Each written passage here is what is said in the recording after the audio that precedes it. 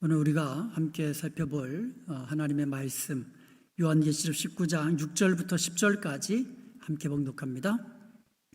또 내가 들으니 허다한 무리의 음성과 또 같고 많은 물소리와도 같고 큰 우레소리와도 같은 소리로 이르되 할렐루야 주 우리 하나님 곧 전능하신 이가 통치하시도다. 우리가 즐거워하고 크게 기뻐하며 그에게 영광을 돌리세. 어린 양의 혼인 기약이 이르렀고 그의 아내가 자신을 준비하였으므로 그에게 빛나고 깨끗한 세마포 옷을 입도록 허락하셨으니 이 세마포 옷은 성도들의 옳은 행실이로다 하더라. 천사가 내게 말하기를 기록하라. 어린 양의 혼인잔치에 청함을 받은 자들은 복이 있도다 하고 또 내게 말하되 이것은 하나님의 참되신 말씀이라 하기로 내가 그 말 아래 엎드려 경배하려 하니 그가 나에게 말하기를 나는 너와 및 예수의 증언을 받은 내 형제들과 같이 된 종이니 삼가 그리하지 말고 오직 하나님께 경배하라. 예수의 증언은 예수의 영이라 하더라. 아멘. 요한계시록 19장은요 우리 성도들 입장에서 보면 굉장히 가슴 뛰게 하는 그러한 이 장이다 이렇게 볼 수 있습니다. 천상에서 주님의 재림 전에 천상에서 할렐루야 찬송이 울려 퍼지죠. 그리고 어린 양 혼인 잔치와 그리고 주님께서 심판주로 백마 타고 오시는 장면이 기록되어 있습니다. 우리 성도들이 바라는 거 주님 재림 아닙니까? 아멘 주 예수여 어서 오시옵소서. 이게 우리 믿는 성도들의 또 이 소망인 줄로 믿습니다. 우리가 이 소망 가지고 마지막 때에 우리가 이 주님의 말씀을 지키며 믿음을 지키며 인내할 수 있는 거 다 주님 다시 오심을 바라보기 때문인 것입니다. 이게 요한계시록 19장에 나와 있는 거예요. 7절을 보시면은요 우리가 즐거워하고 크게 기뻐하며 그에게 영광을 돌리세 이렇게 찬양을 합니다. 여기에 보면 즐거워하고 크게 기뻐하며 이 구절이요 신약 성경에 2번 나와요. 본절하고 마태복음 5장 12절에 보면 기뻐하고 즐거워하라. 하늘에서 너희의 상이 큼이라. 너희 전에 있던 선지자들도 이렇게 핍박하였느니라 라고 말씀하고 있습니다. 즉 기뻐하고 즐거워하라 라는 이 표현은 그리스도로 인하여 핍박을 받고 또 고난을 받고 또 욕도 얻어먹고 이렇게 그럼에도 불구하고 믿음을 지키는 크리스천들에게 주어지는 상급이 바로 이 어린 양의 혼인잔치에 참여하는 것으로 나타난다는 것이죠. 우리가 이 땅에서 주님 때문에 주님의 이름을 위하여서 또 핍박도 받고 욕을 당하고 뭐 이런다 할지라도 우리가 참고 믿음을 지키면 우리가 주님 앞에 섰을 때에 정말 어린 양의 혼인잔치에 참여하는 그와 같은 상급과 영광을 이제 누리게 된다는 것입니다. 자, 여기에 보면 이제 어린 양의 이제 혼인잔치라는 말이 나오는데 여기서 이제 질문이 하나 나옵니다. 어린 양의 혼인잔치는요 이게 천상에서 실제적인 결혼식인가 아니냐, 결혼식이냐, 실제적인 결혼식이냐 아니냐 이런 질문이 이제 우리가 질문할 수가 있습니다. 오늘 본문을 보면은요 어린 양의 혼인 잔치 기약이 이르렀고, 즉 지금 어린 양 혼인 잔치 하는 게 아니고 어린 양 혼인 잔치 기약이 임박했다라는 것을 지금 선포하고 있는 겁니다. 그런데 이 이후에 다 계시록 이제 얼마 남지 않았지만 보면은요 어린 양 혼인 잔치 하는 실제적인 장면이 기록이 안 나와요. 그냥 어린 양 혼인 잔치 기약이 이르렀다라고 선포하는 겁니다. 우리가 여기서부터 잘못 이제 해석하기 시작하면은요 이 이후에 종말론에 대한 이 완전히 그 주장이 완전히 달라지게 됩니다. 해석이 완전히 달라지게 돼요.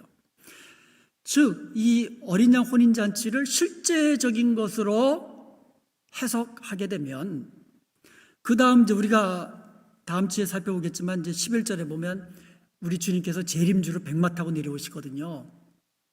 자, 그러면 지금 이게 그 19장 1절에도 보면 이후에 내가 들으니, 지금 그 사도 요한이 좀 환상을 보고 있는 거거든요. 또 환상을 그 음성을 듣고 있는 거거든요. 실제적인 것이 아니라 지금 종말의 스케줄을 지금 이야기하고 있는 겁니다.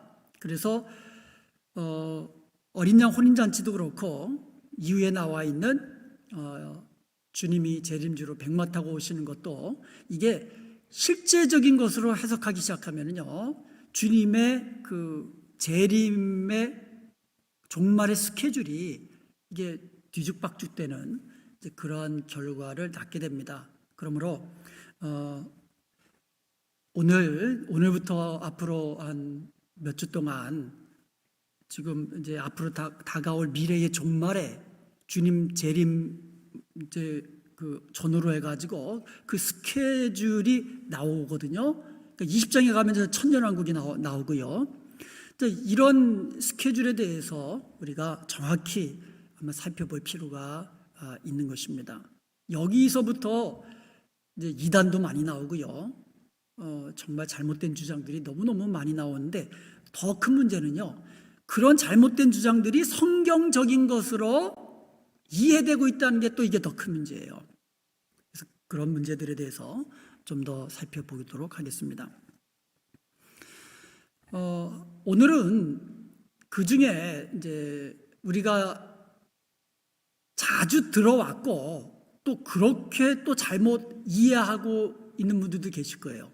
그 중에 대표적으로 한 가지만 간단하게 말씀을 드리겠습니다. 천년왕국 하면서 더 자세히 말씀드리겠지만, 제가 전에 한번 말씀드린 적이 있어요. 천년왕국을 중심으로 해가지고 4가지 이제 학설이 있어요.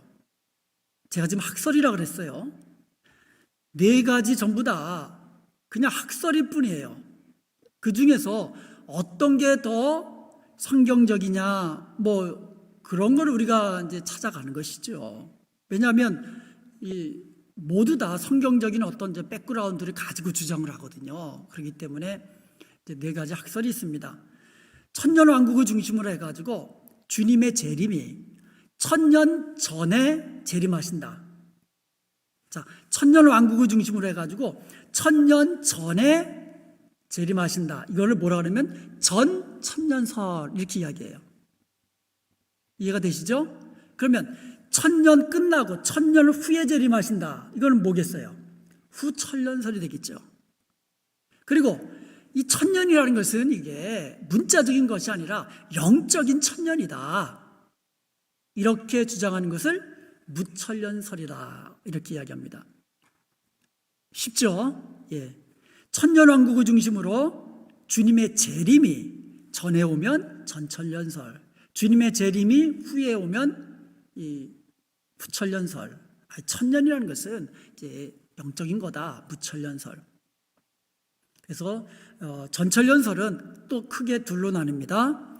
하나는 역사적 전천년설과 세대주의적 전천년설이라고 둘로 나뉩니다. 이 중에서 이제 후천년설은 우리가 이거는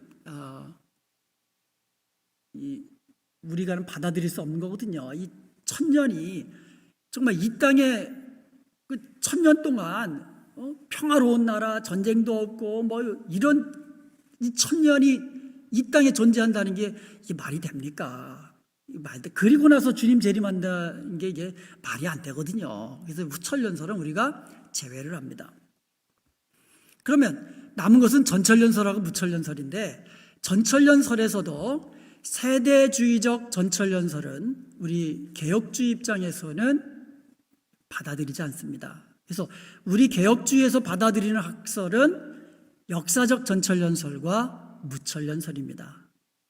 이 세대주의적 전천년설은 대단히 그 문제가 많은 그러한 학설인데, 이게 더 큰 문제는 이게 한국 교회에 보편화됐다는 거예요. 왜 보편화됐는지 그 자세한 배경은 제가 천년왕국 계시록 20장을 하면서 좀 더 자세히 말씀드리겠습니다. 자, 그러면 세대주의적 전철연설을 한번 도표로 간단히 설명드리겠습니다. 여러분이 아마 많이 들었던 그런 내용들일 거예요. 자, 세대주의적 전철연설의 특징은 크게 이제 몇 가지 있는데, 그 중에서 가장 대표적인 것이 이 공중재림과 지상재림, 예수님의 재림을 이중재림으로 설명한다는 거예요. 재림이 두 번 있다는 거예요. 여러분, 주님의 재림이 두 번 있다는 거 들어보셨어요? 못 들어보셨죠? 그런데 그렇게들 말을 해요. 여태까지 그렇게들 말을 해왔어요. 그게 무슨 말이냐 하면, 주님이 공중 재림하실 때에 성도들이 휴거된다 그랬잖아요. 많이 들어보셨죠? 많이 들어보셨잖아요? 주님이 공중 재림하실 때 성도들은 휴거된다. 이게 첫 번째 사신 재림이에요. 이중 재림이라는 말은 안 했지만 이게 첫 번째 재림이에요. 공중 재림. 성경이 그렇다는 게 아니에요. 세대주의적 이 전철연설이 그렇게 주장한다는 거예요. 여기서 휴거라는 것은요, 성경에 휴거라는 말이 없어요. 이 휴거라는 말이 이제 나오게 된 배경도 이제 나중에 자세히 말씀드리겠지만, 이제 여러분 휴거를 어떻게 알고 계세요? 휴거는 공중으로 들림받는 건데, 휴거인데 죽었던 성도들이 먼저 부활하고, 그리고 살아있는 성도들이 호련히 변화되어서 공중에서 주님을 맞이하는 거. 이제 이거를 이제 휴거다, 이렇게 이야기를 합니다. 또 그렇게 알고 있는 사람들이 이제 많이 있죠. 자, 그리고 나서 어떤 일이 발생하는가? 공중에서 이제 주님을 만난 휴거된 성도들이 하늘에서 뭐를 하는 거예요? 어린 양 혼인 잔치를 한다, 이렇게 주장을 하는 거예요. 땅에서는 그때부터 7년 대환란이 시작된다, 이렇게 주장하는 겁니다. 그래서 7년 대환란이라는 용어 자체가 성경에 없고요, 휴거라는 말도 없고요, 공중 재림이라는 말도 없어요. 그런데 세대주의에서는 주님이 공중 재림하실 때에 이 땅의 성도들이 공중으로 들림받아 휴거되어서 그 땅에 없는 거예요. 갑자기 사라지는 거예요. 이거 휴거라고 그러는 거예요. 그래서 공중에서 주님을 만나서 이제 하늘에서 어린 양 혼인잔치를 이제 벌리는 거예요. 그럼 땅에서는 뭐가 이루어져요? 7년 대환란이 이루어진다. 7년 대환란은 크게 둘로 나눠요. 전 3년 반, 후 3년 반. 그리고 이때 무슨 일이 발생하냐면 이스라엘의 남은 자들이 이때부터 복음 전파를 합니다. 그래서 이스라엘이 민족적으로 대거 회심하고 주님께로 돌아오는 이 기간, 이거를 이제 7년 대환란 기간에 이런 일이 일어난다라고 이제 주장을 하죠. 7년 대환란이 끝나면 그때 주님이 그때야 비로소 지상 재림하신다, 이렇게 주장을 하는 거예요. 지상으로 이제 지상 재림하시면 이때 그 사탄은 어떻게 돼요? 이제 불과 유황, 이제 그 무저경에 이제 갇히게 되고, 그래서 이때부터 천년 왕국이 이루어진다는 거예요. 그 천년 전에 재림하신다 이거죠. 천년 전에 재림. 그래서 천년 왕국이 이제 이루어지는 겁니다. 그런데 이 천년 왕국이 유대인 중심의 왕국이라는 거예요. 그래서 세대주의적 이 전철연주의는요, 이제 문제점이 몇 가지 있어요. 첫 번째로 이제 환란을 겪지 않는다. 환란 전에 휴거된다. 성경에 보면요, 환란 전 휴거라는 개념이 어디 있습니까? 성도들도 환란을 통과하잖아요. 그래서 성경에 계시록에도 늘 나와 있고 그 전에도 이 종말의 성도들에게 당부하는 게 뭐예요? 믿음으로 인내하라. 믿음으로 인내하라. 죽도록 충성하라. 성도들도 환난을 당할 수 있지요. 자연재해가 일어나고 그러면 성도들도 당연히 환난 겪을 수 있지요. 환난이 임할 때에 믿음을 지키는 거, 이게 성도의 믿음 아닙니까? 그게 충성 아닙니까? 그런데 세대주의자들은 환난 전 휴거를 주장합니다. 두 번째로 이중재림을 주장하잖아요. 공중재림, 지상재림. 이런 개념들이 이제 성경에 이제 없다라는 겁니다. 그리고 이스라엘과 이방인, 그러니까 이방인 교회, 그러니까 이스라엘과 교회를 분리를 합니다. 그래서 이 성경적이지 않아요. 그리고요, 계시록에 나와 있는 것들을 전부 다 문자적으로 해석해요. 14만 4천, 그 7년, 그다음에 1000년, 이걸 전부 다 이제 문자적으로만. 요한계시록을 어떻게 문자적으로만 이게 그 해석이 됩니까? 666 이게 어떻게 문자적으로 해석합니까? 그렇기 때문에 어떤 거는 문자적으로도 해석해야 되지만 어떤 것은 또 영적으로 해석해야 되거든요. 그런데 모든 것을 전부 다 문자적으로만 해석하려고 하는 이제 몇 가지 이런 이제 문제점들이 이제 있는 겁니다. 그래서 천년이 차면 이제 사탄이 무저갱에서 잠시 풀려나와 가지고 이제 활동을 하다가 이제 그 마지막 치유 심판을 받게 되죠. 그때 불신자들이 그때 부활해 가지고 치유 심판을 이제 받게 된다. 그리고 나서 이제 새하늘과 새 땅이 이루어진다. 이게 바로 이제 그 한국에서 어떻게 보면 가장 보편적으로 지금까지 알려졌던 그러한 종말의 스케줄이 사실은 세대주의였다라는 거예요. 그러면 한국 교회에 왜 이렇게 세대주의적인 종말론이 퍼지게 됐는가? 그 배경은 제가 천년왕국 설명하면서 자세하게 설명을 드리도록 하겠습니다. 왜 이렇게 어떻게 보면 잘못 시작된 거거든요. 잘못 시작된 이 환란전 휴거와 세대주의가 한국 교회에 이렇게 퍼져나가게 됐는지 그 배경이 있고요. 그리고 실제적으로 1990년도 들어서면서 한국 교회의 아주 대형 교회 목사님들이 이와 같은 주장을 하면서 곧 휴거가 올 것처럼 공중재림하실 것처럼 7년 대환란이 곧 임할 것처럼 그렇게 막 선포를 하셨거든요. 나중에 시인했고 사과까지 했지만은 이러한 일들이 이제 한국 교회에 이제 많이 이제 있어 왔습니다. 자, 다시 한번 이제 본문으로 돌아가면 본문에 나와 있는 어린 양 혼인 잔치는 실제적인 결혼식이 아니라 뭐라고요? 어린 양 혼인 잔치 기약이 임박했음을 선포하고 있는 거예요. 어린 양은 누굽니까? 신랑 대신 예수 그리스도시죠. 그러면 신부는 누굽니까? 교회를 신부라고 그랬죠. 그래서 어린 양 혼인 잔치라고 이야기하는 거예요. 그러니까 어린 양이 그리스도예요. 그래서 어린 양 혼인 잔치라고 이야기하는 겁니다.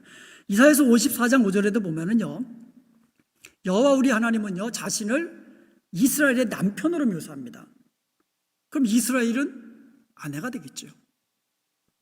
에베소서 5장 32절에도 보면 사도 바울이요 예수 그리스도와 교회의 관계를 신랑과 신부의 관계로 설명하고 있습니다. 여러분 성경에 보면은요 예수님과 성도들의 관계를 몇 가지 비유로 설명했죠. 그 중에 가장 대표적인 게 뭐예요? 그 중에 대표적인 게 목자와 양. 예수님은 선한 목자시고 우리는 그의 기르시는 양이시고. 그리고 요한복음에 보면은요 예수님은 그 나무, 우리는 그의 가지. 그래서 가지가 나무를 떠나서는 살 수가 없는 거잖아요. 마찬가지로 우리 성도들은 예수님을 떠나서는 살 수가 없다. 이렇게 비유로 설명하고 있어요. 그리고 성경에 보면은요, 예수님은 주인이시고 우리는 그의 종이고 이렇게 비유도 많이 나와요. 그 중에 하나가 예수님은 신랑 되시고 우리 성도들, 교회는 그의 신부가 된다, 아내가 된다. 이게 비유적인 설명이에요. 예수님과 우리 성도들의 관계를 이렇게 이 어린 양 대신 예수님을 이제 신랑으로 묘사하고 또 우리 성도들을 신부로 비유하는 이유가 있습니다. 이 첫 번째로 지극한 사랑이 주님께 있다는 것을 보여주고 있는 거예요. 주님은 우리를 죽기까지 사랑하셨잖아요.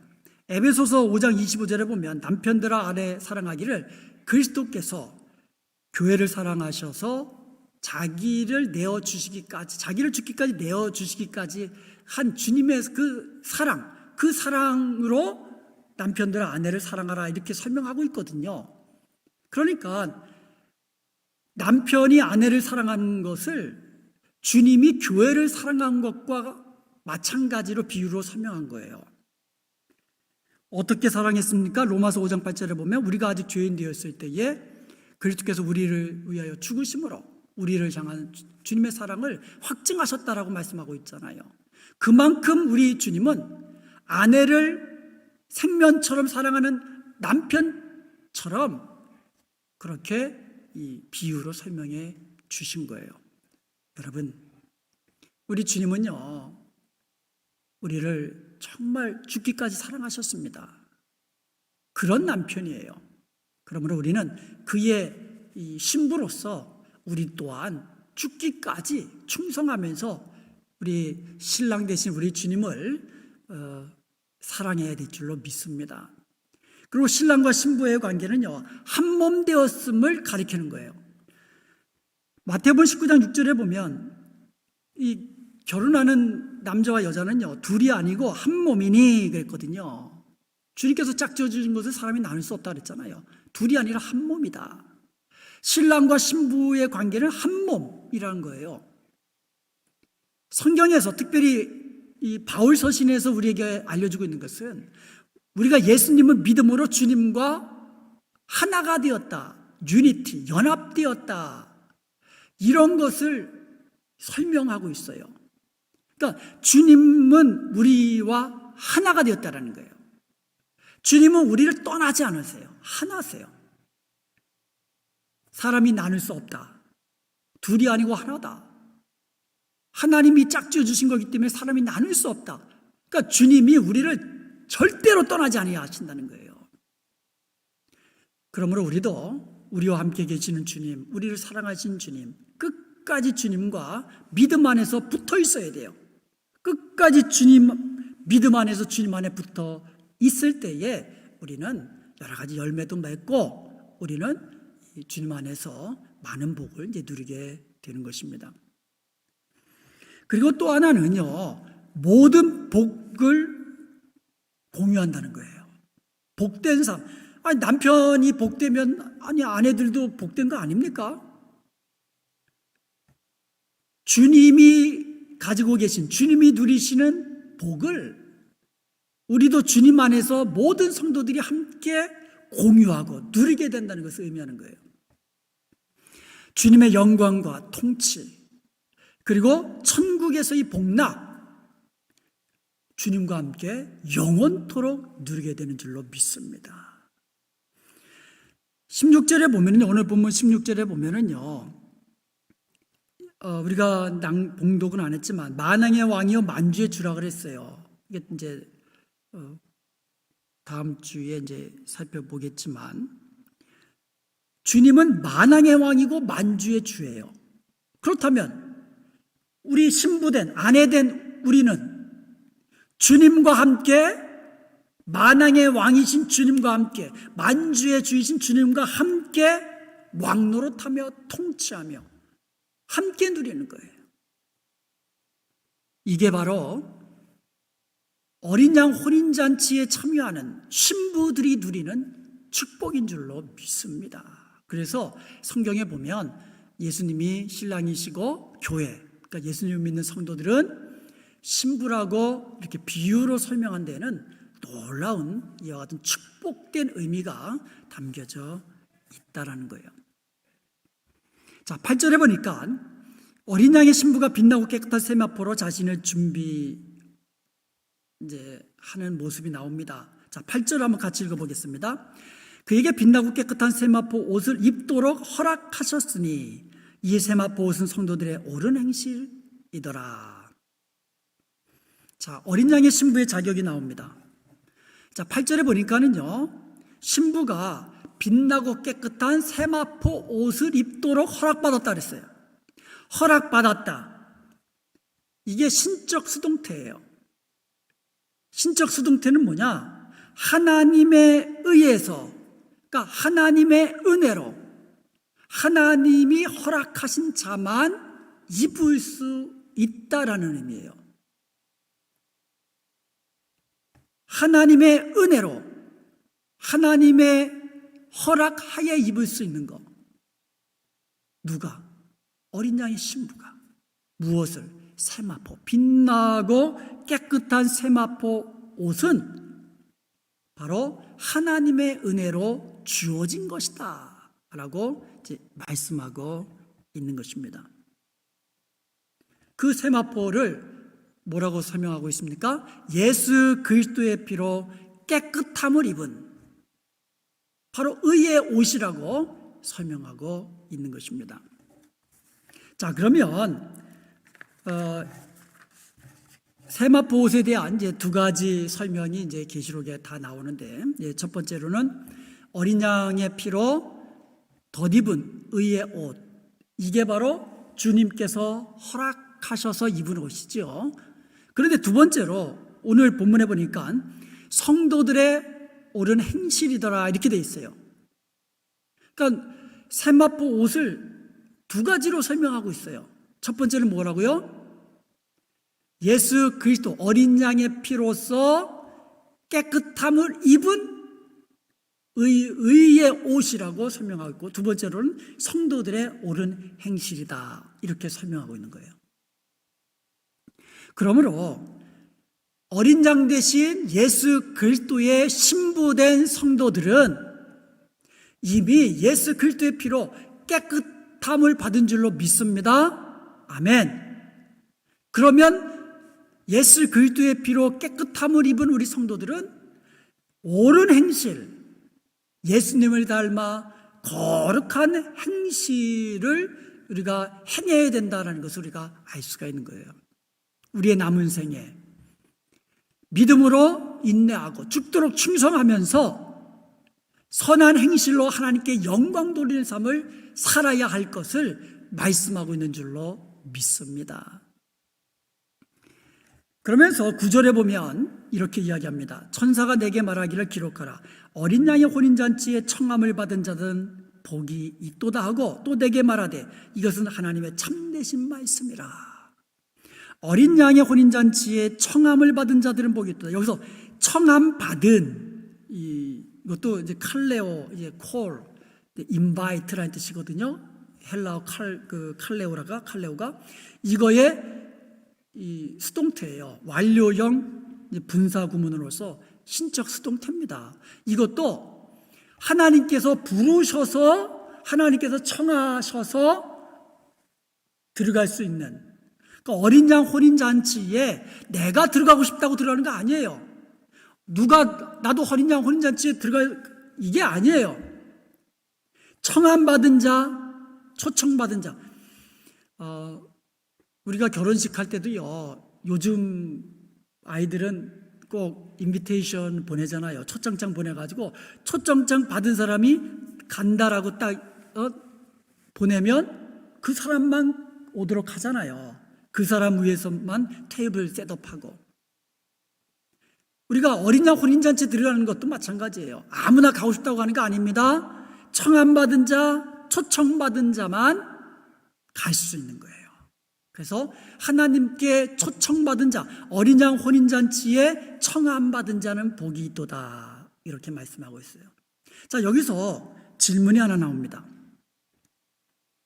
자, 어린 양 혼인잔치면 주인공이 누구예요? 신랑, 어린 양 대신 예수 그리스도. 신부, 교회. 그럼 청함받은 자는 누구예요? 어린 양 혼인잔치에 청함받은 자는 누구예요? 여기서 어린 양 혼인잔치에 청함받은 자가 신부와 같은 사람이냐, 다른 사람이냐. 여기에 대해서 또 주장이 또 분분합니다. 첫 번째 그 레드 같은 사람은요, 이와 같은 학자는요, 구분하지 않습니다. 그러니까 성경에서 말하는 신부는 교회를 말한다. 교회는 누구예요? 예수님을 믿는 모든 성도다. 그러니까 예수님을 믿는 모든 성도는, 교회는 예수 그리스도, 어린 양 대신 예수 그리스도의 신부다. 그러니까 청함받은 자, 신부다 이거예요. 세마포옷을 입도록 허락받은 자, 세마포옷이 주어진 자, 이 신부 같은 사람이다 이렇게 주장을 합니다. 또 왈부드라는 사람은요, 다르다 이렇게 얘기해요. 다르다. 성경은요, 그러니까 이 왈부드라는 이 학자는요, 어린 양의 신부는 아니지만 신랑과 신부의 어린 양 혼인잔치에 청함받은 사람이다. 초청객이다. 하객이다. 이렇게 이제 설명을 하는 거예요. 자, 예를 들어서 성경에 보면 이제 지혜로운 다섯 처녀 있잖아요. 지혜로운 다섯 처녀가 신부입니까? 아니죠. 신부 이제 친구들이나 이런 사람들이죠. 그래서 10명이 있는데 5명은 이제 기름을 여분으로 많이 준비해 놨다가 신랑이 늦어지니까 미련한 다섯 처녀는 기름 준비 안 하고 있다가 등불 꺼지니까 못 간 거고, 지혜로운 이제 다섯 처녀는 기름 넉넉하게 준비해 놨다가 그 기름으로 이제 등을 켜서 혼인잔치에 같이 그 집을 갔다는 거 아닙니까? 나중에 미련한 자들은 나중에 기름 부랴부랴 준비하고 갔지만 이미 문 딱 닫히고 나면 끝이잖아요. 이제 그런 성경도 있기 때문에 청함받은 자와 신부는 다르다 이렇게 주장을 하기도 합니다. 그러면서 청함받은 자는 누구냐?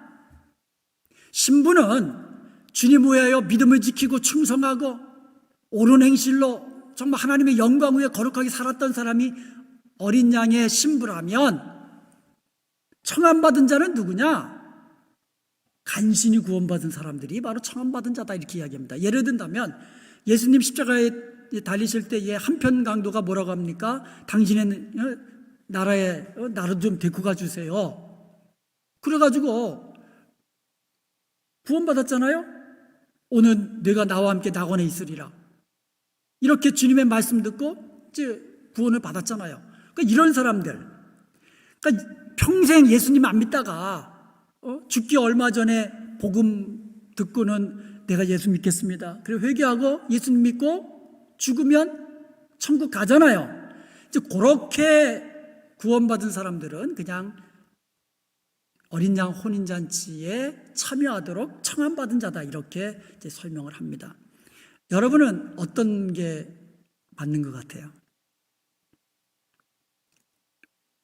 여러분 어떤 게 맞는 것 같아요? 여긴 정답이 없어요. 그냥 둘 다 그렇게 주장하는 거예요.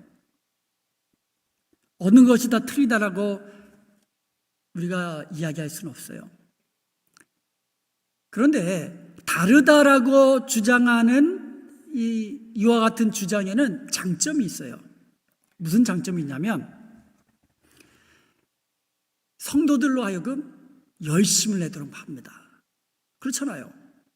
우리가 열심을 내고 충성하면서 성도들의 옳은 행실로서 거룩하게 살면 주님 위에 충성하고 헌신하고 전도로 하기 위해서 우리가 정말 우리의 귀한 것도 막 귀한 시간과 물질과 이런 것도 막 드리면서 충성봉사 섬기면 어린 양의 신부가 됩니다. 영광스러운 신부가 됩니다. 성도들의 열심을 불러일으키는 이제 그와 같은 좋은 장점이 있습니다. 근데 그러다 보니까 이게 이단들이 이러한 주장을 해요. 이단들이 어떤 주장을 합니까? 우리 교회만 그 구원이 있다. 열심을 내서 충성해라. 물질도 팔아서 막 바치고 그렇게 충성하면 환난을 겪지 않고 환난 전에 휴거한다. 이게 나오는 거예요. 두 번째로 14만 4천에 들어간다. 그리고 어린 양의 신부가 된다. 이렇게 주장을 하면서 이게 그래서 이단들이 이런 주장을 좋아합니다.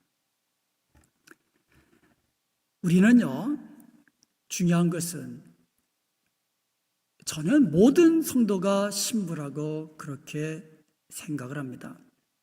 성경에 보면 교회가 신부라고 그랬거든요. 어린 양의 그 신부는 교회입니다. 교회는 모든 믿는 성도들을 의미하거든요. 그렇게 우리가 믿지만 그렇다고 우리가 옳은 행실을 포기해서는 안 된다는 거예요. 예수 그리스도의 십자가의 보혈로 구속함을 받은 우리 성도들은 당연히 이 땅에서 옳은 행실로 의의 옷을 입은 거룩한 하나님의 자녀처럼 행해야 될 줄로 믿습니다. 이름만 성도요, 이름만 하나님의 자녀요. 그러면서 이 땅에서 내 마음대로 살고 내 욕심 부리며 살고 믿는 사람인지 안 믿는 사람인지 구별도 안 가고 오히려 믿는 사람, 안 믿는 사람보다 더 못된 짓 하고 용서하지도 못하고 이해하지도 못하고 마음도 그냥 요래가지고 한번 아니면 죽어도 아니다. 이게 좋은 게 아니에요. 주님은 뭡니까? 끝까지 사랑해라. 끝까지 인내해라. 그래도 용서해라. 원수도 사랑해라. 너희가 용서하면 하늘에 계신 너희 아버지께서도 너희를 용서하실 것이다. 우리가 성도답게 살아야 합니다. 꼭 우리가 어린 양의 신부처럼 이렇게 죽도록 충성해야 신부가 됩니다. 그렇게 우리가 믿지 않아도 이미 예수님의 피로 구속함을 받은 우리 성도들은 그 은혜에 감격해서 이 땅에서 성도의 옳은 행실로 거룩함을 따라 살아야 될 줄로 믿습니다. 그리고 마지막 10절에 보니까 오직 하나님께 경배하라 이렇게 이야기합니다. 사도 요한이 그 앞에 엎드려 경배하려고 하니까 막 이런 거지. 오직 경배받을 자는 경배받을 수 있는 분은 하나님 한 분뿐이십니다. 천사도 우리의 경배의 대상이 아니에요. 마리아도 우리의 경배 대상 아닙니다. 베드로, 사도 바울과 같은 이 믿음의 어떻게 보면 이 위대한 사도들도 우리의 경배의 대상은 아니에요. 오직 우리의 경배의 대상, 오직 하나님, 삼위일체 하나님 뿐인 줄로 믿습니다. 우리의 남은 생에 하나님만 사랑하십시다. 하나님만 경배하십시다. 하나님의 말씀 끝까지 순종해서 하나님께 영광 돌리는 복된 저와 여러분이 되시기를 주님의 이름으로 축원드립니다.